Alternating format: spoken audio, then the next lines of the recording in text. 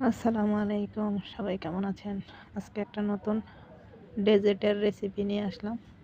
তো আমি দুধ জাল করে তার সাথে কিছুটা সাবুদানা দিয়ে তারপরে আমি ডেজার্টটা বানিয়েছি আমার মতোই করে। তো দিয়ে দিলাম চিড়া ভেজানো, ধুয়ে ভিজিয়ে রেখেছিলাম। তো সাথে একটু চিড়া দিয়ে দিলাম। তো আমার ঘরে তেমন ফল ছিল না।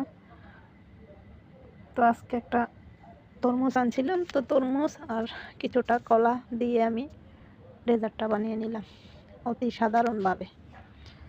মিষ্টি তেমন দিইনি, হালকা মিষ্টি দিয়ে আমি ডেজার্টটা তৈরি করলাম। তো আমার ডেজার্টটা কেমন হলো অবশ্যই কমেন্ট করে জানাবেন।